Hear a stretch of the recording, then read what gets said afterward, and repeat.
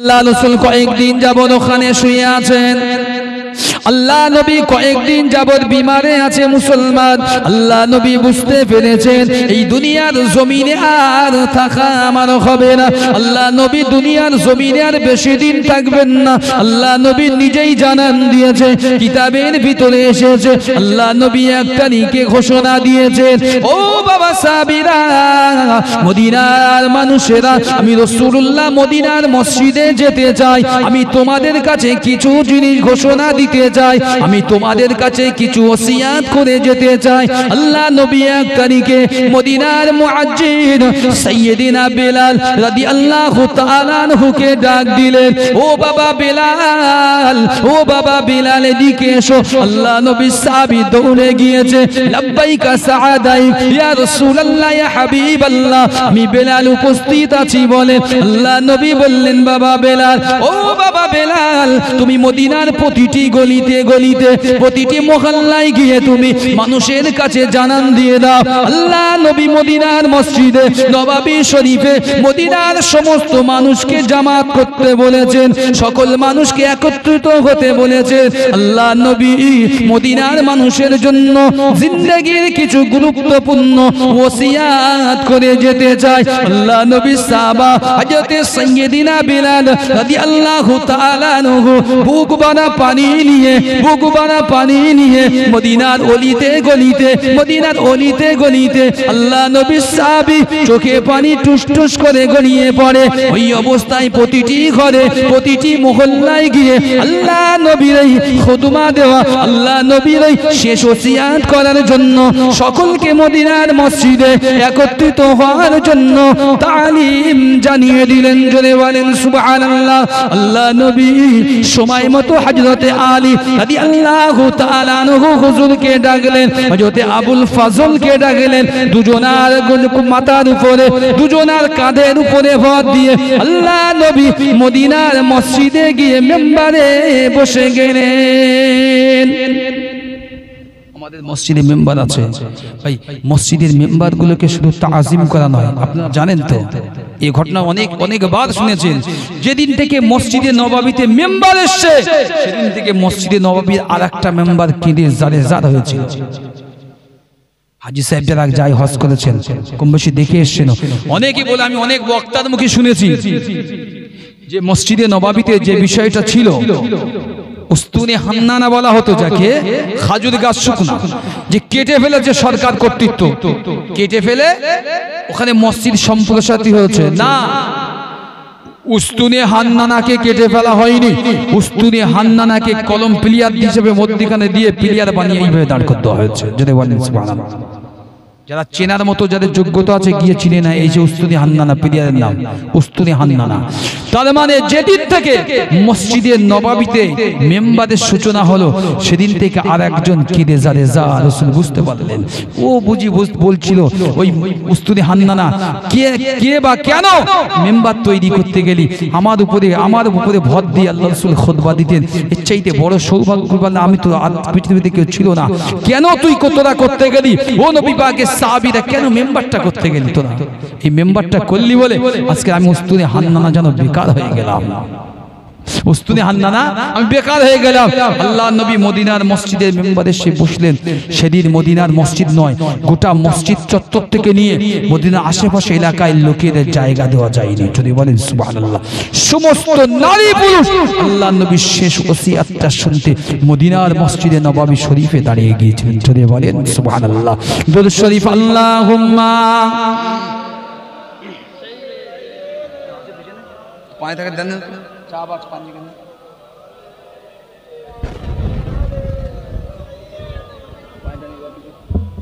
চা को फिर दीवान चा बन क्यों करना मेरे दिल में हो उल्फत रसूल की, क्यों करना मेरे दिल में हो उल्फत रसूल की, जन्नत में लेके जाएगी, जन्नत में लेके जाएगी चाहत रसूल की,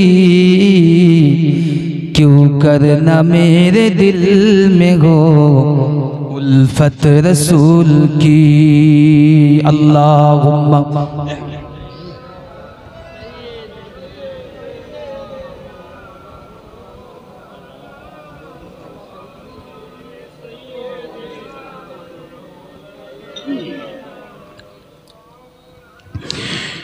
चलता हूँ मैं भी काफिल वालों रुको जरा, चलता हूँ मैं भी काफिल वालों रुको जरा, एक बार तो अता हो जियारत रसूल की, जन्नत में लेके जाएगी, जन्नत में लेके जाएगी चाहत रसूल की, क्यों करना मेरे दिल में हो उल्फत रसूल की। या रब दिखा दे आज के जलवाए हबीब, या रब मुझे दिखा दे जलवाए हबीब, एक बार तो अता हो, एक बार तो अता हो जियारत रसूल की, जन्नत में लेके जाएगी, जन्नत में लेके जाएगी उल्फत रसूल की।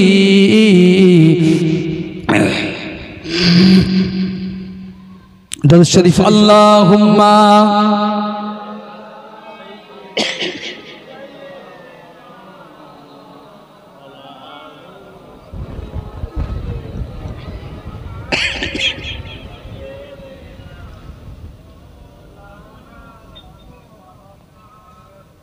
যে কথা বলছিলাম গলা অসুবিধা হচ্ছে ভাই, বেয়াদবি নেবেন না, দেখি পরে যদি ছাড়ে ইনশাআল্লাহ নাম বলছি। যে কথা বলছিলাম আল্লাহ রাসূল ডেকেছেন মদিনার বাদশার বাদশা তার উম্মত সাহাবাদেরকে শেষ কিছু উপদেশ। শুনেন আল্লাহ রাসূল সাহাবাদের ডেকে বলছে ও সাহাবীরা, ও সাহাবীরা আমি রাসূলুল্লাহ তোমাদের কাছে এসেছি কয়েকটি উপদেশ দিতে। এখানে যত মানুষ বসে আছেন এই রাসূলের উপদেশগুলো শুনে যান, উম্মত হিসাবে জিন্দেগি সাবার যাবে, আপনার ধন্য হয়ে যাবে। আল্লাহ রাসূল প্রথম বললেন তোমাদের ভিতরে কেউ আছো যে আমি মুহাম্মাদুর রাসূলুল্লাহ আমার কাছে কোনো অর্থ সম্পদের দেনা পাবে? দেনা কয়েকজন সাহাবা আজমাইন বলে ইয়া রাসূলুল্লাহ না, আমরা তো কেউ পাবো না, কেউ পাবো না। একজন সাহাবী বললেন ইয়া রাসূলুল্লাহ ইয়া হাবিবাল্লাহ আমি আপনার কথা মতো অমুক জায়গায় 3 দিরহাম দেনা করেছিলাম। আল্লাহ রাসূল আলীকে বললেন বাবা আলী আমি তোমাকে ওসিয়াত করছি আমার পক্ষ থেকে 3 দিরহাম ওকে পরিশোধ করে দাও। যদি বলেন সুবহানাল্লাহ। এরপরে আল্লাহ রাসূল বললেন ও সাহাবীরা তোমাদের ভিতরে কেউ আছো যে আমি মুহাম্মাদুর রাসূলুল্লাহ ইচ্ছা করে ভুল করে তোমাদের উপরে কারোর উপরে চাবুক চালিয়েছি, মেরেছি? সব সাহাবা আজমাইন মদিনার মানুষ বললেন না। একজন সাহাবী দাঁড়িয়ে বললেন লাব্বাইক ইয়া রাসূলুল্লাহ ইয়া হাবিবাল্লাহ আমি কিন্তু আপনার উপরে একটা বিষয় ঋণী রাখবো আপনাকে। যেই বলেছে রাসূল অসুস্থ, রাসূল বললেন খবরদার না, খবরদার না। সমস্ত সাহাবীরা সেই সাহাবীটাকে বলছেন তোমার মাথা খারাপ হয়েছে, তোমার কি ব্রেন খারাপ? আল্লাহ রাসূলের উপরে কথা বলো, কি সব এত বড় বেয়াদবি তুমি করলে কি করে?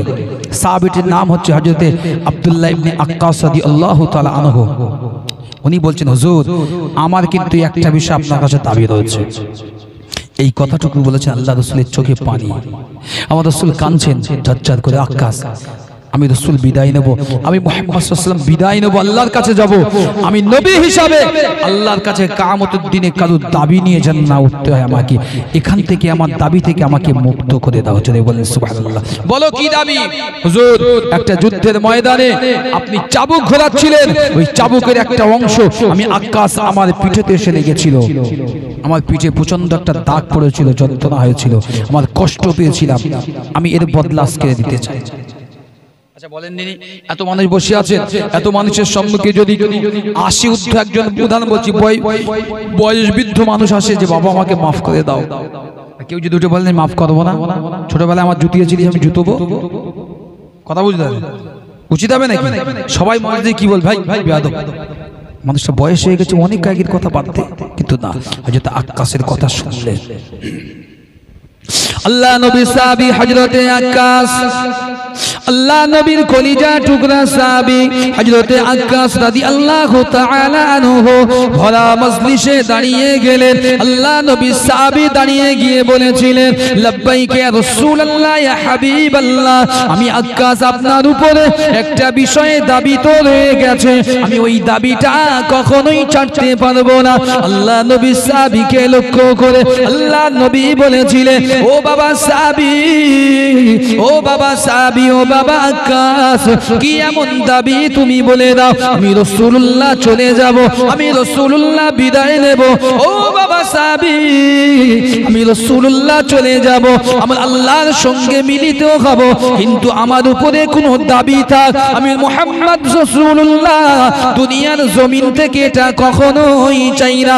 বাবা সাহাবী, তোমার দাবিটা কি আছে তুমি বলে দাও। আল্লাহ নবী সাহাবী বলেছিলেন, ইয়া রাসূলুল্লাহ ইয়া হাবিবাল্লাহ, আমি আক্কাস একটি যুদ্ধের ময়দানে, আপনি চাবুক ঘোরাচ্ছিলেন ঘোড়ার পিঠে, আমি পাশেতে ছিলাম, ওই চাবুকের অংশ আমি আক্কাস আমার গায়েতে পিঠেতে লেগেছিল।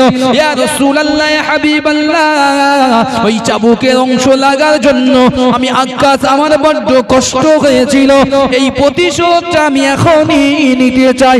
আপনি যেহেতু প্রতিশোধ দিতে চান, আমি আক্কাস এটিকে গ্রহণ করতে চাই।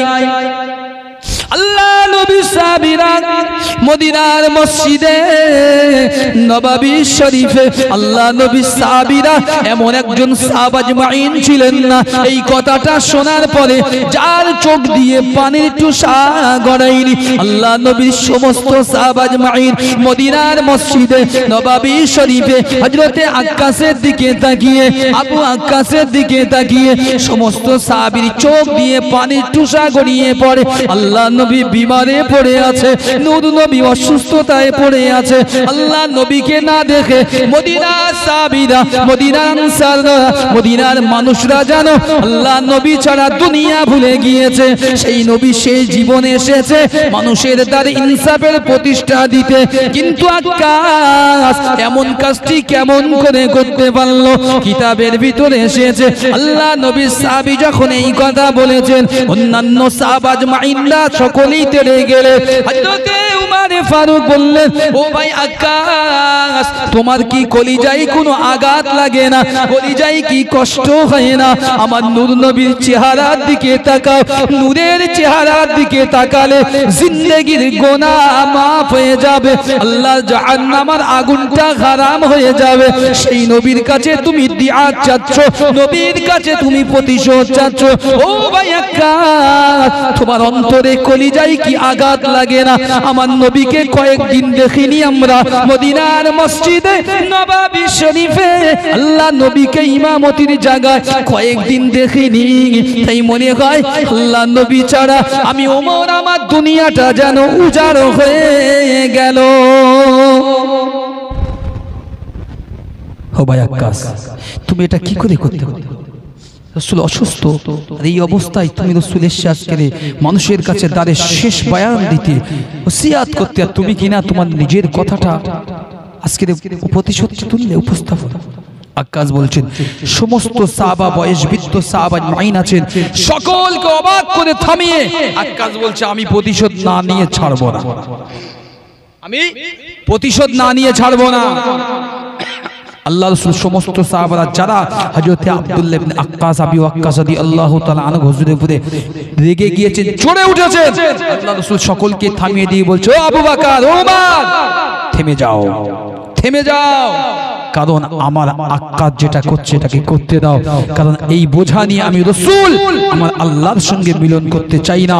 আর কিয়ামতের দিনে এই গুনার বোঝা, এই পাপের বোঝা আমি মুহাম্মদ আমার মাথায় দিয়ে যেন কিয়ামতের দিনে আমাকে না উঠতে হয়। জোরে বলেন সুবহানাল্লাহ। আমরা অনেক আছি, রাগ করবেন না, মৌতের সময় আসলে আমরা মৃত্যু হয়েছে, ইমাম সাহেবকে জানাজায় দাঁড় করিয়ে দিয়েছি, গ্রামবাসী সব দাঁড়িয়ে আছে পিছনে, ইমাম সাহেব দাঁড়িয়ে আছে, মাইয়েতের ছেলে এসেছে, মাইয়েতের ভাই এসেছে, হুজুর একটু বলে দেন আমার আব্বা যদি কারোর কাছে কিছু করে থাকে, কারোর যদি লম্বা বাঁশ, কারোর যদি জমি কেটে ফেটে দিয়ে থাকে, সুদ খেয়ে থাকে, জোর জবরদস্তি করতে মাফ করে দেবেন, বলি না? হ্যাঁ না বলেন না, এখন কি হয় না? বলেন না, এখানে নাকি এখানে বলে যে আমার বাপের কাছে যে যা পাবে সব দিয়ে দেবো, বলে কোনটি জি, যে আমার আব্বা যদি কোনো অন্যায় করে থাকে চলার পথে সাংসারিক জীবনে দুনিয়া জিন্দেগি মাফ করে দেবে, তাই না ভাই? এই মাপের থেকে অনেক গুণ বেশি মাফি যদি জীবিত অবস্থায় ওই ব্যক্তিটা করত। কথা বলছেন না? মৃত তো আপনি পড়ে থাকবেন, আপনার মাথার থেকে যদি চুলও কেটে দেওয়া হয় লাশের ওজন কমে না। কথা বলতে পারলেন না? কোন লাশের যদি চুল কেটে নেওয়া হয় লাশের ওজন কমে? এই শূন্যকে বিয়ে করা যায় কখনো? পড়েছেন তো? আপনার তো নিঃশ্বাস শ্বাস প্রশ্বাসই নেই। রূহটাকে আল্লাহর তো হুকুম, সেটা আল্লাহ উঠিয়ে নিয়েছেন, আপনার ক্ষমতা নেই। তো আপনার জন্য ক্ষমতা নেই, একটা বডি পড়ে আছে, সেই বডি আর কি মাফ করবে? ক্ষমা চাইবে। জীবিত ছিল, লোকের গালের ধারে চড় নিয়ে গেছেন, প্রতিদিন চার দোকানে বড় বড় কথা বলছেন, মানুষের সমালোচনা করলেন, ইমামদের সমালোচনা করেছেন, আলেমের সমালোচনা করেছেন, ভালো মানুষদের সমালোচনা করলেন। জীবনে একটিবার মনে হয়নি আপনার আজকের দিন হয়তো আমার শেষ দিন হতে পারে, কালকের মধ্যে যেতে পারি, তাই একটু আজকে জীবন থাকতে, হায়াত থাকতে একবার নাই বললাম চাচা আমার মাফ করে দেবেন, আমি ভুল করেছিলাম? মনে পড়ে না? এই জন্য রাসূল সাহাবা আজমাইনরা বলেছেন সময় থাকতে সময়ের মূল্য দাও, সময় থাকতে সময়ের মূল্য দাও। আজল্লে না ছোড়া কিসরা না তালা, উसी से हारा सिकंदर फतेह भी दिहार, हर एक लेके क्या क्या सुधारा, पड़ा रह गया यही ठाट सारा।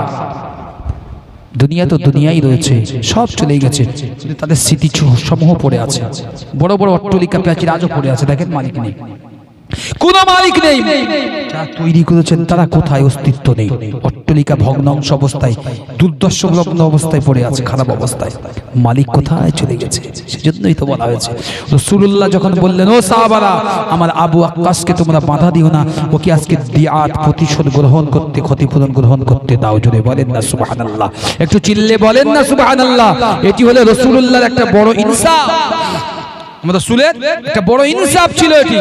এই ইনসাফ থেকে আল্লাহ রাসূল আমাদেরকে শিখিয়েছেন তোমরা তো উম্মত, এই ইনসাফটা তোমরাও কায়েম করো, কারণ এই ইনসাফটা যদি কায়েম না হয় দুনিয়ায় তোমরাও বাঁচতে পারবে না। আল্লাহ নবী সাহাবী হযরতে আবু ওয়াক্কাস মদিনার মসজিদে নববী শরীফে আল্লাহ নবী আস্তে আস্তে করে এগিয়ে গেলেন। আল্লাহ নবী সাহাবাদেরকে বললেন ও বাবা সাহাবীরা তোমরা মদিল থেকে জায়গা করে দাও, আমার সাহাবী আবু ওয়াক্কাসকে আসতে দাও। আল্লাহ নবী সাহাবী হযরতে আবু ওয়াক্কাস রাদিয়াল্লাহু তাআলা আনহু আস্তে আস্তে করে এগিয়ে গেলেন। আল্লাহ নবী আবু ওয়াক্কাসকে ডেকে বললেন ও বাবা আবু ওয়াক্কাস আমি তোমার উপরে খুশি রাজি হয়েছি, তুমি আমার উপরে প্রতিশোধটা গ্রহণ করে নাও। আল্লাহ নবী সাহাবা বললেন ইয়া রাসূলুল্লাহ ইয়া হাবিবাল্লাহ আমি তো খালি হাতে প্রতিশোধ গ্রহণ করতে পারবো না, আপনি তো হাতে সেদিন চাবুক ছিল, আমার হাতেও তো চাবুকের প্রয়োজন। আল্লাহ নবী একজন সাহাবাকে বললেন ও বাবা সাহাবী তুমি একটি কোড়া নিয়ে এসো, চাবুক নিয়ে এসো, ওয়াক্কাসের হাতে দাও। আল্লাহ নবীর কথা অনুযায়ী সাহাবী আবু ওয়াক্কাসের হাতে চাবুক এনে দেওয়া হলো। হযরত আবু ওয়াক্কাস চাবুকটা হাতে গুটিয়ে নিলেন। আল্লাহ নবী মুবারক জিসম নূর মুবারক পিঠের উপরে আবু ওয়াক্কাস সেই দিনে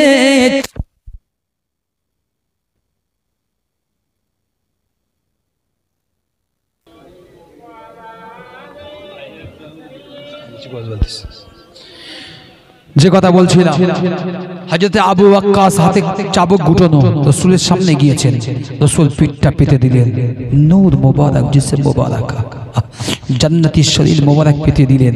আবু ওয়াক্কাস বলছেন ইয়া রাসূলুল্লাহ ইয়া হাবিবাল্লাহ এটা হতে পারে না, আমি শুধু চাবুক আপনার জামা গায়ে মারতে পারি না, আমি তো সেদিন ছিলাম একটা পাতলা ফিনফিনে জিহাদের ময়দানে ছিলাম, ছেঁড়া টুটা ফুটা কাপড়, তখন তো সবে মুসলমান হয়েছি, কিছু ছিল না, যে অবস্থা ছিল ঘর থেকে বার হয়ে জিহাদের জন্য ছুটেছিলাম, আজকে তো সব পেয়েছি, আপনার গায়ে ভালো কাপড় আছে ও কাপড়টা চলবে না, আমার টুটা ফুটা না তো কিনবা ছোট পাতলা কিনবা, পুরো আপনার শরীরটা থেকে পিঠ থেকে কাপড়টা আপনাকে উঠিয়ে দিতে হবে, তবে আমি আমার মনের মতো করে চাবুক মেরে প্রতিশোধটা গ্রহণ করতে পারবো। সমস্ত সাহাবা আজমাইন, আমি আপনাকে আজকে যে হাদিসের কিসসা বয়ান করছি, মদিনার মসজিদে সেই দিনই কান্না রোল পড়ে গিয়েছিল।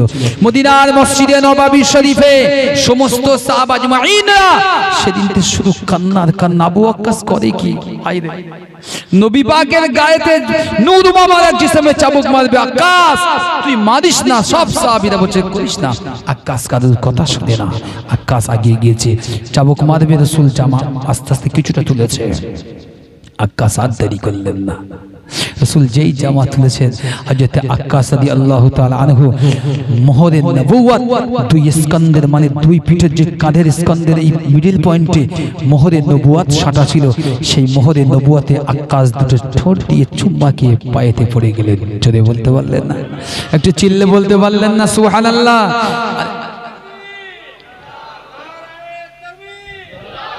দুনিয়া ইয়া রাসূলুল্লাহ, ইয়া রাসূলুল্লাহ, যে কথা বলছিলাম, যে চিন্তা করেন আজকে আমরা আমাদের ছেলে পিলেরা সিনেমা দেখে, বায়োস্কোপ দেখে, ভিডিও দেখে, ড্রামা দেখে, মায়েরা সিরিয়াল দেখে। আমি বলি আমার রাসূলুল্লাহর জীবনীতে একবার ডুব দিয়ে দেখো, সাহাবা আজমাইনদের জীবনীতে ডুব দিয়ে দেখো, কত মধু কত পিপাসা তোমাদের মিটতে পারে এখানে, ওখান থেকে মিটবে না কোনদিন, ওখান থেকে মিটতে পারে না।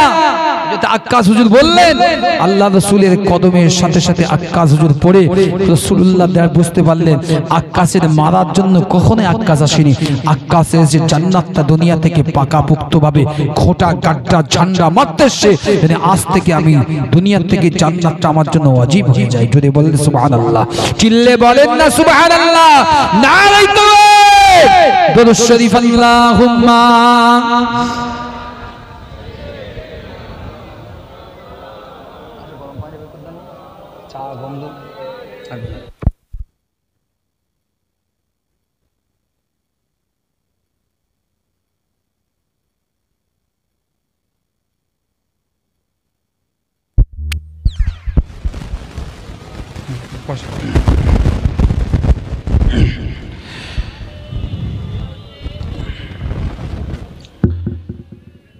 तर्के दुनिया लबों पर हो हमदो सना, तर्के दुनिया लबों पर हो हमदो सना, फिर इबादत का कैसा मजा आएगा। दिल मिला दे इलाही के हो जुस्तजू, फिर तिलावत का कैसा मजा आएगा। একটু জোরে বলেন সুবহানাল্লাহ, আর একটু চিল্লে বলেন সুবহানাল্লাহ। बाबे जन्नत पे रिदवान रोके अगर, रिदवान फरिश्तार नाम শুনেছেন তো? শুনেছেন তো? জান্নাতের ফেরেশতার নাম কি? রিদওয়ান। কি নাম? রিদওয়ান।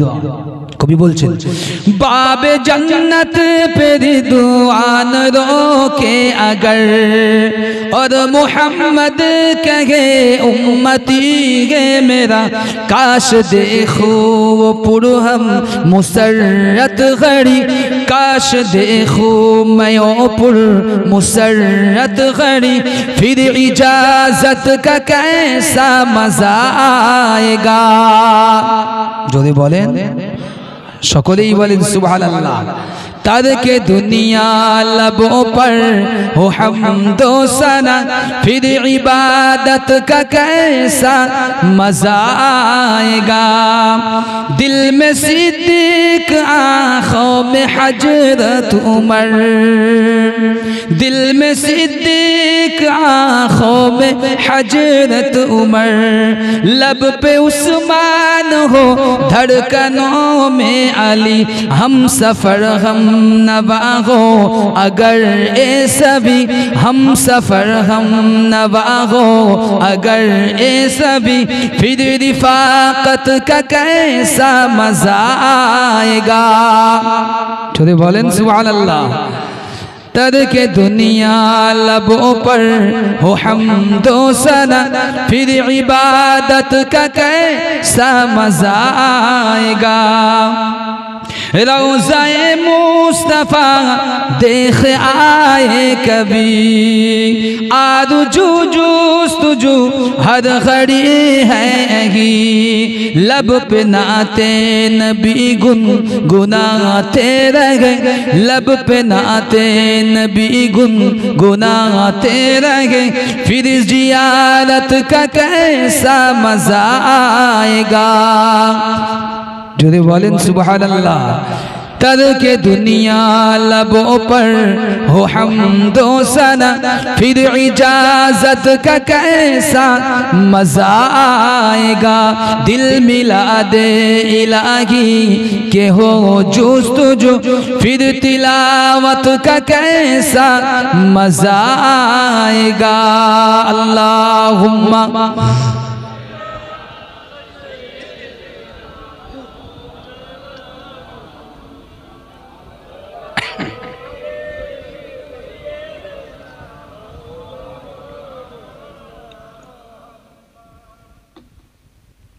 जो कथा बोलছিলাম আল্লাহ নবী সাহাবী হযরত আবু ওয়াক্কাস রাদিয়াল্লাহু তাআলা আনহু হাতে করে গুটিয়ে ধরে আস্তে আস্তে চাবুক কোড়াটা রাসূলুল্লাহর কাছে নিয়ে আসলেন রাসূল পিছন দিকে ঘিরে হযরত আবু ওয়াক্কাস হুজুরের সামনে নিজের পিঠ মোবারকটা উন্মুক্ত করলেন হযরত আবু ওয়াক্কাস চাবুকটা ফেলে দিয়ে পিঠটা আরেকটু উঁচু করে ঠিক মিডল পর্যন্ত অর্থাৎ আমাদের এই ঘাড় পর্যন্ত নিচে আছে নবুয়তে মোহরের নবুয়ত এই মোহরের নবুয়তে চুম্মা দিয়ে চাবুক ফেলে রাসূলুল্লাহর কদমে পড়ে গেলেন যদি বলেন সুবহানাল্লাহ আল্লাহ নবী সাহাবী যখন এই ঘটনাটা দেখেছেন মদিনার মানুষেরা মদিনা সাহাবা আজমাইনেরা আল্লাহ নবী সাহাবীরা মদিনা শরীফে মসজিদে নববীতে দাঁড়িয়ে দাঁড়িয়ে দাঁড়িয়ে দাঁড়িয়ে হযরতে আবু ওয়াক্কাস রাদিয়াল্লাহু তাআলা আনহু হুজুরের এই বিষয়টা যখন তারা দেখেছেন প্রত্যেক সাহাবা আজমাইনের চোখে পানি ছিল আল্লাহ নবী সাহাবী আল্লাহ নবীর কদমের দ্বারে যাইনা পড়ে গেলেন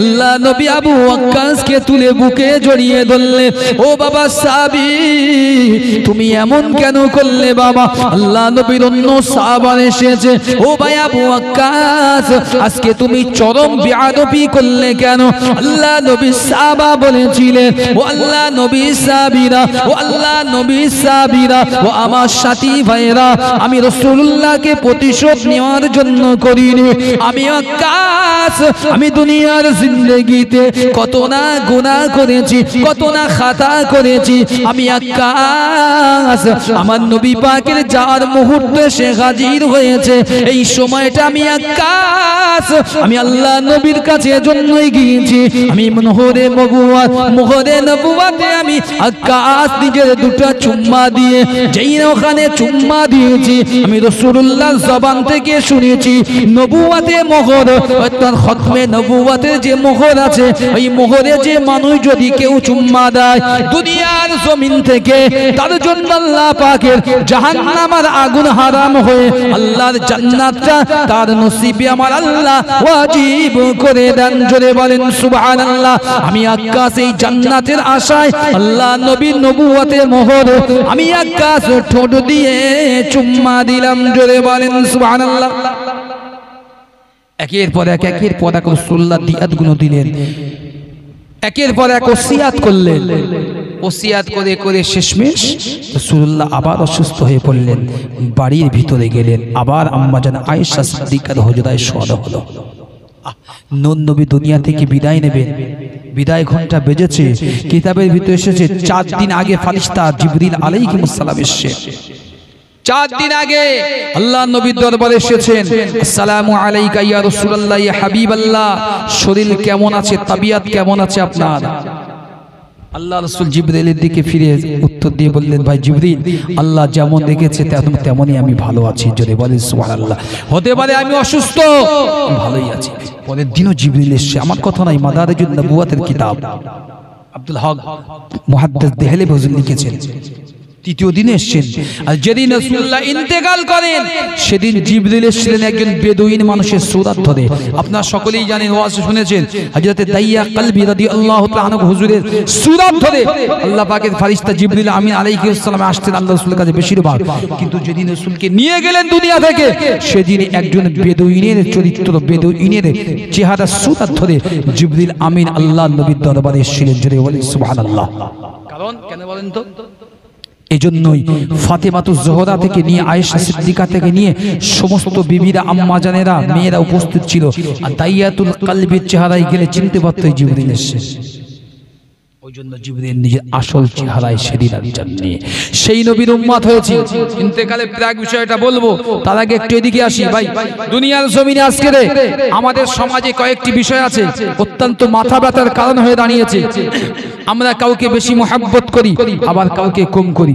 যে জায়গাটা আমরা বসে আছি এই জায়গাটাও আল্লাহ পাকের খানায় কাবার একটি অংশ, ঠিক না? বল আল্লাহ নবী তিরমিজির হাদিস শরীফের মধ্যে বলেছেন, আল মসজিদু জুজুউম মিনাল কাবা, পৃথিবীর প্রতিটা মসজিদ প্রত্যেকটা হচ্ছে খানায় কাবার এক একটি শাখা। যদি বলেন সুবহানাল্লাহ।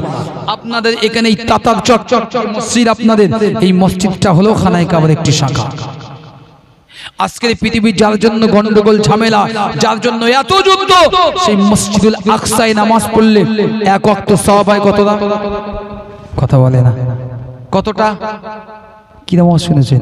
25,000 এক ওয়াক্ত নামাজ আদায় করলে, 21 রাকাত নামাজ আদায় করলে 25,000 সওয়াবের অধিকারী হওয়া যায়। বাইতুল মুকাদ্দাস, যেটাকে আমরা মসজিদুল আকসা কোরআনের ভাষায় বলা হয়েছে। যদি বলেন সুবহানাল্লাহ। 2 নম্বর আছে, নিচের দিক থেকে 2 নম্বরে আছে আল্লাহ রাসূলের মসজিদুল মদিনাতুল মুনাওয়ারা, যেখানে এক রাকাত নামাজ আদায় করলে 50,000 সওয়াব পাওয়া যায়। আর 1 নম্বর হচ্ছে আল্লাহ পাকের খানায় কাবা মসজিদুল হারাম, 1 রাকাত নামাজ পড়লে 1 লক্ষ গুণ বেশি সওয়াব পাওয়া যায়। যদি বলতে পারলেন না সুবহানাল্লাহ। চিন্তা করে দেখেন, পৃথিবীতে 3টে মসজিদ, আর যত মসজিদ আছে প্রত্যেকটা মসজিদ আপনি যা নামাজ পড়বেন যেমন সব এক। এই জন্য আজকের জেরুজালেমের বুকে ফিলিস্তিনের জমিনে যে মসজিদটা আছে, এই মসজিদটা ইহুদিরা নামাজ পড়তে দেয় না আজকের মুসলমানদের মাথা ব্যথা এই জন্য নেই যে কেন আজকে আমার ভূখণ্ডটা অন্য এসে দখল করে নিল। আমার ছেলেরা আমার ভূখণ্ডের যে নামাজ, মসজিদে নামাজ হয় না। আমার ছেলেরা, আমার গ্রামের চাচারা এই যে গ্রামের মসজিদ, এই মসজিদে আবাদ করে না, নামাজ পড়ে না। প্যালেস্তাইনের কথা বলে আপনাদের মন অন্তর কাঁদিয়ে কি করব? কথা বুঝতে পারলেন না? প্যালেস্তাইনে কাঁদিয়ে কি করব? আমি আপনাকে ছোট্ট একটা কথা বলছি, শুনেন। একজন আরবি, একজন সাংবাদিক, তার সাংবাদিকতার পেশা হিসাবে আর্টিকেল সংগ্রহের জন্য গিয়েছে, সিরিয়ার জমিনে গিয়েছে। তো যে গিয়েছে ওখানে সেনা ছাউনির পাশে একটা ছাউনি দিয়েছে, কথা ভালো করে বুঝবেন। সেখানে রান্না পাকানো হয়।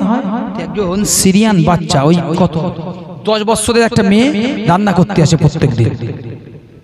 সাংবাদিকটা মুসলমান, চলে আসবেন বাংলাদেশে বাড়ি, উনি চলে আসবেন।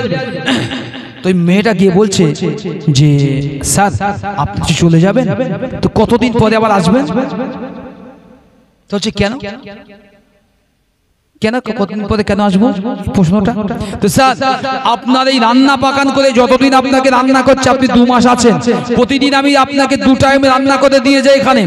আপনি যে খাদ্য আমাকে দেন, আমি নিয়ে আমার পরিবারটাকে দেই, খাদ্য মিলে ভাগ করে আমরা খাই। বর্তমানে আমার বাপ আর মা দুজনাই নেই, আমার একটা ভাই সেও মারা গিয়েছে বোমার আঘাতে। আমরা 2 বোন আর একটা ছোট ভাই। এই নিচের সুরঙ্গ মাটির তলায় আমাদের জীবনযাপন। আমি এখান থেকে আপনি যে খাদ্য দেন এটাকে নিয়ে কিছু পানি নিয়ে প্রতিদিন আমি ওখানে ঢুকে যাই, আর ঠিক রান্নার সময় হলে আবার বাদে এসে আপনাকে রান্না করি। তো আপনি চলে যাবেন, যে বেতনটা আমি পেয়েছি, এই বেতন দিয়ে আমাদের আগামী 6 মাসের খাদ্য হয়ে যাবে, মানে আটা আর গুড়।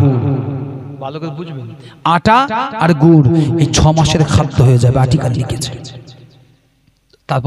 তারপর তো রমজান আসবে, তো আপনি যদি আবার আসেন তবে রমজানে আমাদের আবার একটু আটা গুড় হবে। আপনি আসলে আমি কাজ পাবো, আটা গুড় কিনবো, রমজানের ইফতারি সেহরি চাই বলে সেটা আমি আপনার আটার গুড় থেকেই করবো। সাংবাদিকটা তিনি লিখেছেন, আমার জীবদ্দশায় সাংবাদিকতা সার্থক হয়েছে এই বাচ্চা মেয়েটার কথা শুনে। হাইরে দুনিয়া, হাইরে দুনিয়া, কত বুট কোট টাই স্যুট পরে বিমান উড়িয়ে লক্ষ লক্ষ টাকা স্যুট বুট পরে দুনিয়াদারিত্ব করিয়া দেখো ছোট্ট একটা 10 বছরের মেয়ে, তার একটা বোন 7 বছর বয়সের, ভাইটা 5 বছর, মা বাবার বড় ভাই বোমার আঘাতে শেষ। কিন্তু বাংকারের নিচে নিচে সুড়ঙ্গ ঘর, সেই ঘরের ভিতরে ছোট্ট ভাই বোনদের দায়িত্ব নিয়োজিত আছে। তারা আজকের ইমানি অবস্থায় আছে, ইমানি অবস্থায় প্রতিনিয়ত আল্লাহর কাছে কাঁদে, আল্লাহ আল্লাহ তুমি একবার এসো, আল্লাহ আল্লাহ তুমি একবার দাও, ইমাম মাহাদিকে দাও, না তো আবার সালাউদ্দিন আইবি। আপনি জানেন খবরের সংবাদ শিরোনাম বলছি আমি, এই 3 বছরের ভিতরে হযরত সালাউদ্দিন আইয়ুবী রাহমাহুল্লাহ হুজুরের কবরে অন্তত 10 লক্ষ বার অভিযোগ জায়েদ করেছে। অভিযোগ, কেন আপনি উঠে আসছেন ও সালাউদ্দিন আইয়ুবী, আপনি কেন উঠে আসছেন না? আজকে আমাদেরকে যে পাচ্ছে সে মারছে, আপনার মতো নেতা তো আমাদের দরকার ছিল, কেন উঠে আসছেন না? ভাবতে পারেন সেই নবীর উম্মত আমরা, সেই রাসূলের উম্মত আমরা, সাহাবা আজমাইন থেকে আমরা উপমহাদেশে বাস করি, আমরা পেয়েছি আলা ইন্না আউলিয়া আল্লাহি লা খাউফুন আলাইহিম ওয়া লা হুম ইয়াহজানুন। তারপরেও আল্লাহ বললেন মিনান নাবিয়িন ওয়াস সিদ্দিকিন ওয়াস শুহাদাই ওয়াস সালিহিন, নবী যেমন সত্যবাদী, সিদ্দিকরা সত্যবাদী, শহীদরা সত্যবাদী। এই শোনেন না আমার দিকে, কুকুর ওদিকে ঘেউ ঘেউ করছে করুক। তারপরেই আল্লাহ বললেন সলিহিনরাও তো সত্যবাদী। তো উদাহরণ বলি একটা, দুনিয়ায় সমাজে একটা নীতি আছে, কি বলেন জানি, বুজুর্গ যারা হন অনেকেই বলি পীর, বলি না, পীর শব্দ দিয়ে অনেক অ্যালার্জি আছে চারিদিকে, পীর শব্দ দিয়ে অ্যালার্জি আছে, ওলি শব্দে অসুবিধা নেই, কথা বুঝলেন? আলা ইন্না আউলিয়া, আউলিয়া ওলি আউলিয়া শব্দের বহু বচনে এতে অ্যালার্জি নেই, আছে নাকি? অসুবিধা তো, ওলি শব্দ বলবেন অসুবিধা নেই, আল্লাহর ওলি বলবেন। পীর সাহেব বলে অনেকেই বলে হুজুর এ পীর সাহেব লোক কি বোঝে, কিন্তু ওলি বলবেন। আরে ওলি সবাই হতে পারে না। পীর সাহেব, আপনার আব্বা যদি বেঁচে থাকে আপনার জন্য তিনি বড় পীর, আপনার মাও আপনার জন্য বড় পীর, কথা বুঝলেন না? কিন্তু ওলি সকলেই হয় না। ওলি তো আমার আল্লাহ রব্বুল আলামিন যাকে দেন তিনিই হন ওলি, যদি বলেন সুবহানাল্লাহ। তো যেমন তেমন ব্যক্তি তো ওলি হতে পারে না। আমরা অনেকে ওলির উদাহরণ দেই, আপনাদের তো এখান থেকে বেশি দূর না, পিয়ারডাঙ্গা আছে, পিয়ারডাঙ্গা দরবার শরীফ আছে, ওদিকে ফুরফুরা জমিন আছে, অনেক ওলির মাজার চারিদিক থেকে বেষ্টন করে রয়েছে। তো ওলিদের ভিতরে আপনার যেন বিভক্তি হবেন না, ওদের উপরে বিরক্ত বোধ করবেন না, কারণ ওরা আছে বলে এখন এই জমিনে আল্লাহর রহমতটা এখনো পর্যন্ত চলে যাচ্ছে, যদি বলেন সুবহানাল্লাহ। আমি একটা ছোট্ট একটা কথা বলি, আপনারা শুনেন। আপনারা আজমিরে অনেকে গিয়েছেন, পাঞ্জাবের সিরহিন্দের জমিনে একজন ওলি শুয়ে আছেন, তিনি 19 শতাব্দীর জামানার মুজাদ্দিদ ছিলেন। নাম বলেন দেন কি জানেন? জি, হযরত মুজাদ্দিদ আল-ফিসানি রাহমাতুল্লাহ আলাইহি, নাম শুনেন? সিরহিন শরীফে যার মাজার মুকদ্দাস, ওখানে গেলে অনেক মাজার পাবেন, ছোট্ট ছোট্ট জিনিদের মাজার পাবেন, বাচ্চাদের মাজার পাবেন। সিরহিন শরীফ পাঞ্জাবের জমিনে বহুবার গাজা হয়েছে। তার মাজার মুকদ্দাসের পরেই তার একটা মসজিদ আছে, মসজিদের একটি কোণে খানায়ে কাবার তিনি দোয়া করতেন, আল্লাহ রাব্বুল আলামিন আমি খানায়ে কাবায় যেতে পারবো না, আমি মুজাদ্দিদ আল-ফিসানি আমি পাঞ্জাবের জমিনে এসেছি, ইয়া রাসূলুল্লাহ ইয়া হাবিবাল্লাহ আপনার দ্বীনের জন্য আমি এসে এখানে পড়ে গেলাম, আমি কি আর আপনার আরবে গিয়ে মক্কা মুআজ্জামা মদিনাতুল মুনাওয়ারায় গিয়ে আপনার সঙ্গে সাক্ষাৎ করতে পারবো না? এক তারিখ উনি বসে আছেন, আল্লাহ পাকের খানায়ে কাবার প্রতিচ্ছবি আমার আল্লাহ পাঞ্জাবের জমিনে উঠিয়ে দিয়েছিলেন, যদি বলতে পারলেন না? এরপরেই উনি ছিলেন সিরহিন্দের একজন রাজা, বাদশাওয়ালা হতো। উনার কি একজন মানুষ, ভালো করে বুঝবেন, আমার কাছে কিতাব আছে, একজন মানুষ স্বর্ণকার, স্বর্ণকার। তো স্বর্ণকারে কি মায়া হয়েছে, দয়া হয়েছে, দয়া হয়ে যে ফকির সাহেবের দরবারে গিয়েছে, হুজুরের কাছে গিয়ে বলছে একটা পরশ পাথর দিয়েছে, পরশ পাথর। কি পাথর? পরশ পাথর দিয়ে হাতে বলছে হুজুর, ও মুরিদ না, সাধারণ লোক, স্বর্ণকার, অহংকারের বশবর্তী হয়ে পরশ পাথরটা নিয়ে হযরতে মুজাদ্দিদ আল-ফিসানি হুজুরের কাছে গিয়েছে, কি হাতে দিয়েছেন। কি করবো? সেই পাথরটা থেকে আপনার প্রয়োজনের মতো সোনা আপনি বের করে নিতে পারবেন। তবে এত পরিমাণ সোনা বার হবে থেকে বাদশার যতটা জমি আছে সব জমির খাজনা এই সোনার থেকে মকুব হয়ে যাবে। আর আপনার দরবারে যত আপনার খাদেম আছে, দরবারে যত খরচ, সব খরচ এই সোনার থেকে উঠে যাবে। ভালো করে বুঝবেন, অহংকার বশবর্তী এগিয়ে বলছে। তো আল্লাহর ওলি জামানার মুজাদ্দিদ হযরত মুজাদ্দিদ আল-ফিসানি রাহমাতুল্লাহ আলাইহি হুজুর আমার বলছে তাই? আচ্ছা আচ্ছা, তো বাবা আমি তোমাকে একটা জিনিস দেব, একটু নিয়ে যাবে তো? আচ্ছা মুরিদকে বললেন, মুরিদ আমার সাথে এসো, আমি পেশাব আর পায়খানা করব। পেশাবটাকে একটা কৌটোয় ভরবে, পায়খানাটাকে একটা কৌটোয় ভরবে, ভোলোটাকে ভালো করে অন্য কাগজ দিয়ে মুড়বে, মুড়ে স্বর্ণ করে হাতে দেবে আর বল দেবে, খবরদার এখানে যেন না খোলে, এই আশেপাশে যেন না ওটাকে খোলে, দূরে গিয়ে এই জিনিসটা যেন খোলে, আর দূরে গিয়ে খোলার পরে তবে টিউশন যেন জানায়। রওজাতুল কাইয়ুমিয়া কিতাবের নাম, রওজাতুল কাইয়ুমিয়া। এই কিতাবের ভিতরে এই ঘটনাটা অসংখ্য বর্ণনা এসেছে, তার মধ্যে এই একটা সাবিরা হাদিস শরীফ সহিহ বুখারীর ভিতরে এসেছে, ইবনে মাজাহ তিরমিজির ভিতরে হাদিসটি এসেছে। আল্লাহ নবী সাবিরা বর্ণনা করলেন, আল্লাহ নবী জানিয়েছেন, ও আমার সাবিরা, দুনিয়ার জমিনে আল্লাহ রাব্বুল আলামিনের দ্বীনটাকে যারা সাহায্য করেছে, দ্বীন প্রতিষ্ঠার জন্য যারা জীবন যুদ্ধ নিজের জীবনটাকে দিয়ে দিয়েছে, দুনিয়ার জমিন থেকে ওরা যখন বিদায় নিয়েছে, আমার আল্লাহ রাব্বুল আলামিন ওদের দুনিয়ার জমিনে দৃঢ় প্রতিষ্ঠা লাভ করে দিয়েছেন। আখিরাতে আল্লাহ রাব্বুল আলামিন দয়ার জান্নাত দিয়ে তাদেরকে আমার আল্লাহ সম্মানিত করেছেন। জোরে বলেন সুবহানাল্লাহ। এবার আসুন, কেন বলছি এই আয়াতটা? আজকের যে ঘটনা চলছে প্যালেস্তাইনে, আমরা সকলেই জানি। এই প্যালেস্তাইনের বসে কিতাব যদি আমি আপনাকে খানিকটা বলি, নিজ ধৈর্য দ্বারা খুব কষ্ট, আপনাদের জন্য ধৈর্য ধরে শোনাও বড্ড কষ্টকর। এখানে এতগুলো মানুষ আছে, একজনও নেই আপনাদেরকে আমি একজনও এখনো ওটা দেখাতে পারবেন না আমাকে যে এক শ্বাস খাওয়া হয়নি, একজনও নেই যে দিনের জন্য আমি দুদিন না খেয়ে ক্ষুধার্ত আছি, একজনও এমন ব্যক্তি আপনার গ্রামে আশেপাশে নেই যে বলতে পারবে না যে আমার ঘরে 1000-1000 টাকা নেই বা 2000 টাকা নেই। আল্লাহ রাসূল ইন্তেকালের সময় 7টি মহৎ ছিল, 7টি। কটি বললাম? 7টি। রাসূলের যখন যাতনা হচ্ছে, মওতের যাতনা, আয়েশাকে বললেন, আয়েশা 7টি মহৎ কোথায় রেখেছো আয়েশা? আম্মা জান আয়েশা বললেন, ইয়া রাসূলুল্লাহ হাবিবাল্লাহ রেখে দিয়েছি আমি, শিগগির মহৎগুলো তুমি খরচ করে ফেলো। বলেই আল্লাহ রাসূল জ্ঞান হারিয়ে ফেললেন। ওদিকে পরে আসছে আপনাকে বোঝানোর জন্য যে ঘটনাটা ওই জন্য হয়েছে। দেখুন, এইবার আসলে এই ঘটনার সঙ্গে মুফাসসির কিরাম হযরত আবু হুরায়রা রাদিয়াল্লাহু তাআলা আনহু, আর সেই সাথে আপনারা জানেন কিতাবগুলো দালাইলুন নবুওয়া, ইমাম নাবাবী রাহমাহুল্লাহ দালাইলুন নবুওয়া 3 নম্বর খণ্ড 354 নম্বর পৃষ্ঠায় একটা কিসসা বয়ান করেছেন। কি আজকের সমাজে শুধু ইহুদি নয়, আল্লাহ রাসূল যখন হিজরত করে মক্কা থেকে মদিনায় গেলেন, মদিনায় দুটি ইহুদি জাতি বসবাস করতেন। ওয়াজ শুনেছেন, আমি ওয়াজ শুনিয়ে যাচ্ছি, শুনে থাকেন কিতাবগুলো। মদিনায় তখন দুটো বিরাট ইহুদি জাতি বসবাস করত, একটা হচ্ছে বনু নাজার, একটা বনু নাজার, একটা হচ্ছে কুজাইরা। এই দুটো গ্রুপ। তো আল্লাহ রাসূল তাদেরকে ডাকলেন, ডেকে বললেন, শোনো, আমরা মুসলমান, তোমরা ইহুদি, তোমাদের ভূখণ্ড আমাদের ভূখণ্ড, আমরা নিজেদের মধ্যে ঝগড়াঝাটি কাটাকাটি হানাহানি কিছু করব না, সহবাস্থান ভাবে বসবাস করব। এই চুক্তি করা হলো, তোমরা বিপদে পড়লে আমরা মুসলমান তোমাদের পাশে দাঁড়াবো, যা প্রয়োজন সহযোগিতা করব, আর আমরা যখন বিপদে পড়ব তোমরা এসে আমাদের পাশে দাঁড়াবে। চুক্তিতে স্বাক্ষর হলো, চললো। একটা তারিখ আসলে শোনেন, এই কিসসাগুলো শুনে রেখে দেন। শুধু হুজুরদের কথা শুনে নারায়ে তাকবীর দেবেন না, শোনেন, এগুলো প্রয়োজন আপনার জানা। কেন আমি ইহুদিদের ঘৃণা করব, কেন বেঈমানদেরকে ঘৃণা করব, শোনেন, পশ্চাৎগুলো শোনেন। রাসূল চুক্তি করেছেন, চুক্তিনামায় সই হয়েছে, কয়েক বছর সহাবস্থান ছিল। 1 তারিখে আল্লাহ রাসূল একজন সাহাবীর দ্বারা মক্কার দুজন গুপ্তচর বেঈমানদের হত্যা হয়েছে, ভুল করে হত্যা করে ফেলেছে। তো শরীয়ত অনুযায়ী দিয়াত দিতে হয়, দিয়াত ক্ষতিপূরণ।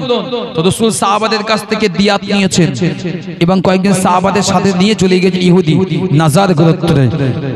যেই গিয়েছেন, ইহুদি একজন বড় নেতা বার হয়ে বলছে, আবুল কাসিম, বিশ্বনবীর নাম ছিল কি? আবুল কাসিম। হ্যাঁ, আবুল কাসিম, কেন হঠাৎ এখানে? তো বলছে এই ব্যাপার। ওরা আল্লাহ রাসূলকে একটা দেওয়ালের বাড়ি, দেওয়ালের ধারে বসতে দিয়ে, যেখানে বসো।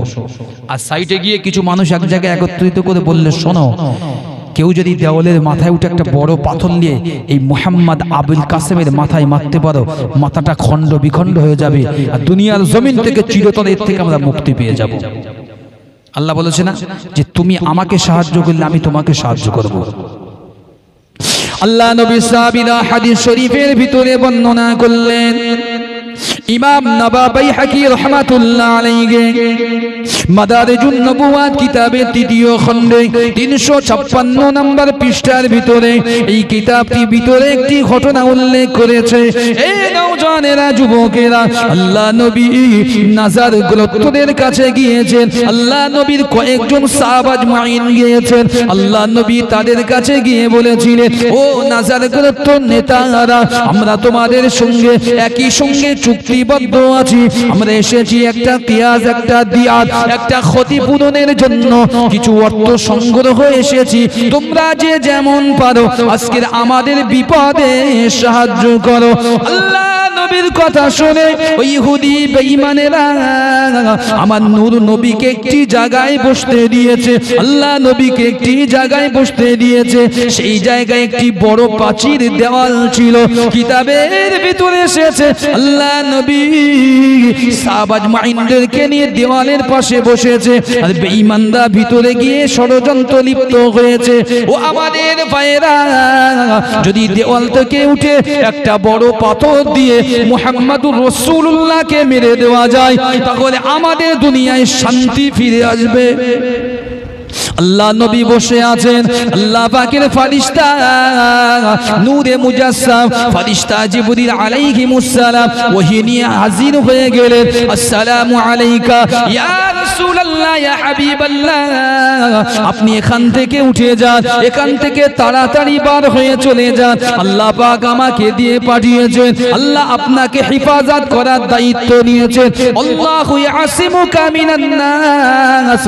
আমার নবী, আমি দুনিয়ার জমিনে মানুষ্য শত্রু থেকে আমি আপনাকে হেফাজত করব। জোরে বলেন সুবহানাল্লাহ। আল্লাহ নবী বসে আছেন। জিবরিল আলাইহিমুস সালাম ওহী নিয়ে এসেছে। আল্লাহ নবী যখন ওহী পেলেন, আল্লাহ নবী ওখান থেকে উঠে বার হয়ে গেলেন। কয়েকজন সাহাবাকে ডেকে বললেন, ও বাবা সাহাবীরা, তোমরা এই ঘরের দরওয়াজায় দাঁড়িয়ে থাকো, আমি একটি কাজের জন্য বাইরে যাচ্ছি। প্রয়োজন মিটলে আমি আবার ফিরে আসব। যতক্ষণ না ফিরে আসব ততক্ষণ পর্যন্ত ওই ঘরের মধ্যে তোমরা প্রবেশ করবে না। বাইহাকির হাদিস দলাইলুন নবুওয়ার কিতাব, তার ভিতরে এই ঘটনাটা এসেছে। আল্লাহ নবী এই কথা বলে বার হয়েছে। ওদিকে একজন বেঈমান দেওয়াল বেয়ে উঠতে আরম্ভ করেছে। আল্লাহ নবী মদিনার মসজিদে গিয়ে নবী আমার বসে বসে বসে বসে ঝরঝর করে চোখের পানি ছেড়ে দিয়ে কাঁদে। ও রব্বুল আলামিন, আল্লাহ, কাদের কাছে দ্বীনের দাওয়াত দিতে এসেছি, যাদের সঙ্গে চুক্তি করলাম, তারা আজকে আমি মুহাম্মাদুর রাসূলুল্লাহ আমাকে হত্যার ষড়যন্ত্র করলো। সন্ধ্যা যখন নেমে গেল, আল্লাহ নবী ফিরে যখন গেলেন না, আল্লাহ নবী সাহাবারা ফিরে আসলেন।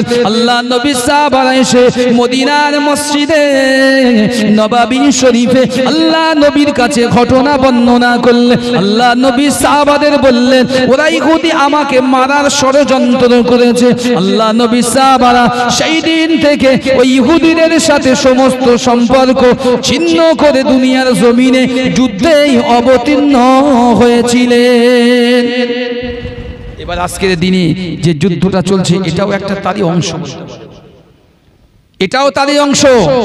ছোট্ট ছোট বাচ্চা, ছোট্ট, আমি আগেই বলেছি, আপনারা অধিকাংশ মানুষ নেট দেখেন, নেট দুনিয়ায় আছেন, পত্রিকা দেখেন। আমার কাছে একটা বই আছে, আফগানিস্তানের আল্লাহকে দেখেছি, অনেকে পড়েছেন। এক বোমে ভালো করে বুঝবেন, একটা বোমে 85টা ট্যাঙ্ক উড়িয়ে দিয়েছে মুজাহিদরা। পৃথিবীর সায়েন্টিস্ট বিজ্ঞানীরা কল্পনা করতে পারে না যে একটি বোমে কতটা ক্ষতি হতে পারে। একটি বোমার আঘাতে 85টা বেদিনদের ট্যাঙ্ক ধ্বংস হয়েছে। মুফাসসির ইকরাম যারা আছেন বর্তমানে লিখেছেন, আফগানিস্তানের যুদ্ধের বিষয়ে লিখতে গিয়ে বলেছেন, আল্লাহর অসংখ্য রহমতের মালাইকা ফারিস্তা ওই যুদ্ধে শরীক হয়েছিল। যদি বলতে পারলেন না সুবহানাল্লাহ। আমরা বলি দুনিয়ায় আমরা যে রাষ্ট্রে বাস করি, আমরা নামই দিয়ে দিয়েছি হামাস, মানে আমরা নাম দিয়ে দিয়েছি বিরাট জঙ্গি গোষ্ঠী। ইতিহাসটা একবার ঘেঁটে দেখেন দিন। ওই সমস্ত মূর্খ পণ্ডিতদের আমি বলি, ইতিহাসের পাতাটা একটু উল্টে দেখুন। হামাস মানে পৃথিবীর জমিনে ত্রাণ দেওয়ার কাজে ব্যবহৃত একটি নাম। হামাস মানে অর্থনৈতিক পরিকাঠামো দুর্বল থেকে উন্নত করার নাম।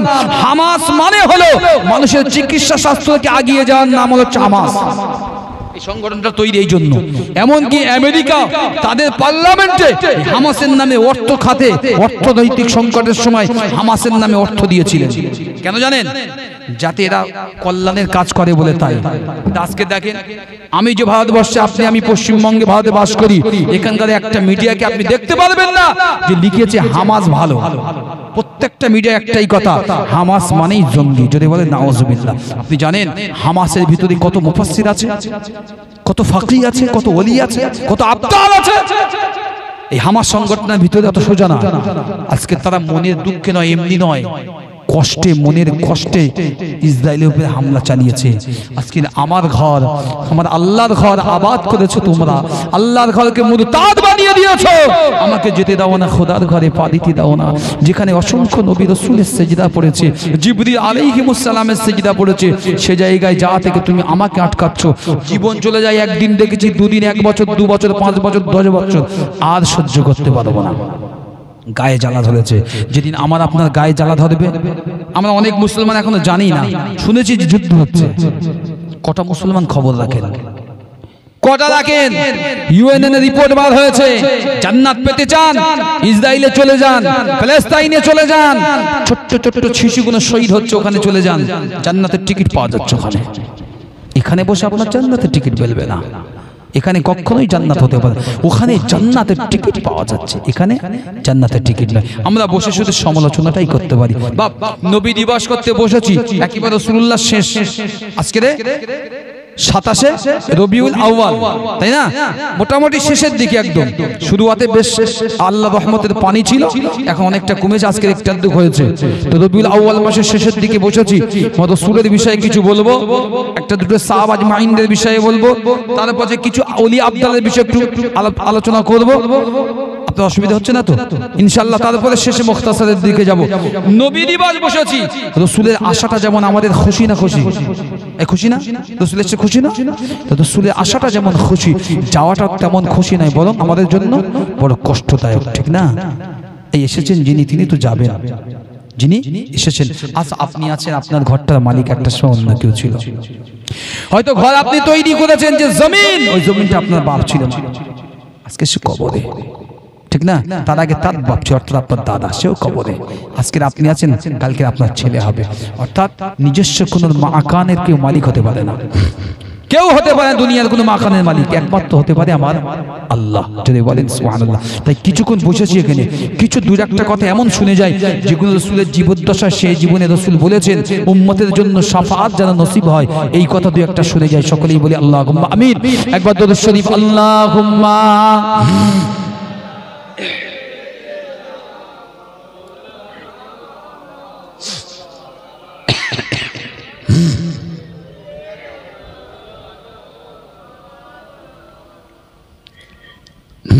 যে কথা বলছিলাম আল্লাহ রাসূলের বিষয়, একটু বলতে বলতে একটু অন্য জায়গায় যাচ্ছি। ইহুদিরা সর্বদা ষড়যন্ত্র করেছে আল্লাহ রাসূলকে মারার জন্য, আমরা প্রত্যেকেই জানি, প্রত্যেক উম্মতই জানি। কিন্তু তারপরেও আল্লাহ রাসূলকে একবারও মারতে পারেনি, কারণ চাষও করতে পারেনি। হয়তো দুই একবার একটু রাসূলুল্লাহর উপরে বেয়াদবি করেছে।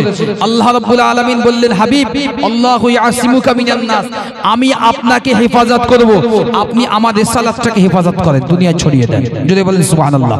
এটা আমি আল্লাহ আপনাকে দেখব, আর আপনি আমার দ্বীনটাকে দুনিয়া ছড়িয়ে দেন, এটা আপনার দায়িত্ব। আর আপনার উপরে মানুষের যত আক্রমণ, আমি আল্লাহ ওটার থেকে সেভ করার দায়িত্ব আমি আল্লাহ নিলাম আজ থেকে। জিন্দেগিটা এটাই হয়েছে রাসূলুল্লাহ, কিন্তু কখনো আমরা বুঝতে শিখিনি। এবার আসুন আল্লাহ রাসূলুল্লাহ একটু শেষের দিকে যায়, তারপর অন্য দিকে যাব, কারণ এটা বলা আমার খুব প্রয়োজন মনে করি। অনেকেই জানি না রাসূলুল্লাহ ইন্তেকালের ঘটনা বহু মানুষ আজ জেনেছি। আল্লাহ রাসূল যে বিদায় নেবেন, আপনারা জানেন এই রবিউল আউয়াল মাসের আগের মাসটা কি ছিল? কথা বলে সফর। এই সফর মাসের 20 তারিখের পরে, এই সফর মাসের 20 তারিখের পরে মাদারিজুন নবুওয়া কিতাবের বর্ণনা হাওয়ালা এবং বিদায় আর নিহায়ার ভিতরে এসেছে। এই সফর মাসের 20 তারিখের পরে আল্লাহ রাসূলের অসুস্থতা হলো। অর্থাৎ এই 20 তারিখে রাত্রে একজন গোলামকে সাথে নিয়ে রাসূল চলে গেলেন, মাথায় চাদর মোবারক মুড়ি দিয়ে জান্নাতুল বাকি দিকে খুব কান্না কেঁদেছেন। রাসূল কবর জিয়ারত করেছেন, করে ওই রাত্রে ফিরে গেলেন। সেই রাত্রের থেকে আল্লাহ রাসূল অসুস্থ হয়ে গেলেন। আল্লাহ নবীর কলিজা টুকরা সাহাবীরা বর্ণনা করলেন, আল্লাহ নবীর কলিজা টুকরারা বর্ণনা করলেন। সফর মাসের সেই দিকে আল্লাহ নবী অসুস্থ হয়ে গেলেন, নবী আমার বিমারে পড়ে গেলেন, আল্লাহ নবী বিমারের ভিতরে আচ্ছন্ন হয়ে গেলেন। একদিন দুদিন চলে যায়, আল্লাহ নবীর সাহাবীরা, আল্লাহ নবীর বিবিরা, আমাদের আম্মা জানেরা আল্লাহ নবীর খিদমত যেন আরো বেশি বেশি বাড়িয়ে দিয়েছেন। এই নওজওয়ানেরা, যুবকেরা, কিতাবের ভিতরে এসেছে আল্লাহ নবী দয়ার নবী অসুস্থ বিমার অবস্থায় পড়ে আছেন। এক তারিখ আল্লাহ নবী আম্মা জানের দিকে চলে গেলেন, একজন আম্মা জান সাফিয়ার কাছে গেলেন। তিনি তার পালার দিনে উপস্থিত। আম্মা জান সাফিয়াকে বললেন, ও বিবি সাফিয়া, আজকের কি তোমার পালা? আল্লাহ নবীর বিবি আমাদের আম্মা জান হযরতে সাফিয়া রাদিয়াল্লাহু তাআলা আনহা বললেন, ইয়া রাসূলুল্লাহ, ইয়া হাবিবাল্লাহ, আজকের তো আমার পালা কেন? আল্লাহ নবী বললেন, বিবি সাফিয়া, আমি রাসূলুল্লাহ, আমি বেশি যেন অসুস্থ বোধ করছি। আল্লাহ নবী এই কথা যেই বললেন, আল্লাহ নবীর কথা শুনে সকল আম্মা জানরা এক জায়গায় জড়ো হয়ে গেলেন। আল্লাহ নবীর বিবিরা আমাদের আম্মা জানের এক জায়গায় জড়ো হয়ে সবাই মিলে সিদ্ধান্ত করলেন, আমাদের ভিতরে সব চাইতে কম বয়সী, সব চাইতে অল্প বয়সী কুমারী বিবি হলো আমাদের বুবু আয়েশা। ওই আয়েশার ঘরেতে আল্লাহ নবীর থাকার ব্যবস্থাটা করে দেন। জোরে বলেন সুবহানাল্লাহ। আমাদের সমাজ অনেকে আছে, প্রথম বিয়ে করেছি আর দ্বিতীয় বিয়ে যেই করেছি, দ্বিতীয় বিয়ে যেই করেছি, যেই বিয়ে করেছি, বড় বউটা চোখের শত্রু, দু চোখকে আর দেখতে পারে এই নি জি, যেই দ্বিতীয় বিয়ে করেছে বড় বউ আর দেখতে পারে। বলে যা কিছু হয় ছোট বউ, রান্না বান্না, হাট বাজার, জামা কাপড়, শাড়ি চুড়ি গহনা, ডাক্তার ব্যাধি, যা প্রয়োজন সব ছোট বউ। কেন? বহু নিদর্শন আছে এমন সমাজে। অনেকেই বলে শরিয়াতের ফতোয়াটা এইভাবে তুলে ধরে, আল্লাহ রাসূল 4টি বিয়ে করতে বলেছে। কটা বলেন? বলে 4টে। আচ্ছা 4টে যে বিয়ে করতে বলেছে, তুই কিরাম বড় মদ্দালো, তুই একটা বিয়ে করে খানিক দিন পর নাই 5 বছর 10 বছর পর 2টো বিয়ে করেছিস, মেনে নিচ্ছি তো হয়েছে, তোর সমতা তুই দূর করলি, তো তুই বিয়ে যা করলি, তুই বড় বউটা আর দেখিস নি কেন? বলে বড় বউ বুড়ি হয়ে গেছে, আর কি করবে? বড় বউর মুখ দোষ খুব খারাপ। বলে বড় বউর মুখ দোষ খারাপ, এক বালিশে শয়ন করে 4টে 5টা বাচ্চা কাচ্চা। তারপর ছোট বউ, এখন মতো মুখ দোষ বড় বউর খারাপ। তাই ছোট বউ সব জিনিসপত্র ছোট বউর দিকে। ও বাপ, ওই স্বামীর বলছি আমি, রাগ করবেন না, ওই স্বামীর আমি বলি রাসূলুল্লাহর এই ইন্তেকালের ইনসাফপূর্ণ ঘটনাটা একটু জানুন। হাদিসটা, ইন্তেকাল করবে একটা মানুষ, দুনিয়া থেকে বিদায় নেবে, তিনি জানতেন, কিন্তু কখনো মুখ ফুটে বলেনি, ও আমার বিবিরা, আমার ইচ্ছা, আমার বিবি, আমার সবচাইতে কুমারী বিবি আমি আয়েশা, আমার গৃহে, আয়েশার গৃহে আমি থাকতে চাই, কথা বলিনি। কারণ ইনসাফের বিপরীতপন্থী হয়ে যায়। রাসূল কখনো, রাসূলুল্লাহ ইনসাফের বিপরীতপন্থী কাজ করেন না। সেজন্য রাসূল বললেন, ও বিবি সাফিয়া, ও বিবি জায়নাব, আজকের কারবালা প্রতিদিন জিজ্ঞাসা করতেন, আমার অসুস্থতা বেড়ে যাচ্ছে তো, আমি চলতে ফিরতে পারছি না, তো আমার জন্য যদি কোনো একটা জায়গায় স্থানান্তর করতেন, একটা জায়গা। তখন সমস্ত বিবিরা মিলে চিন্তা করলেন যে আমরা তো বয়স হয়েছে, আমাদের খিদমতের দরকার হলে আমাদের সবচাইতে কুমারী বুবু যিনি আছেন, যা আমরা যারা বলি যা, অর্থাৎ আম্মা জান আয়েশা, তার ঘরেতে রাসূলকে রাখার সিদ্ধান্ত হলো। যদি বলেন সুবহানাল্লাহ। আল্লাহ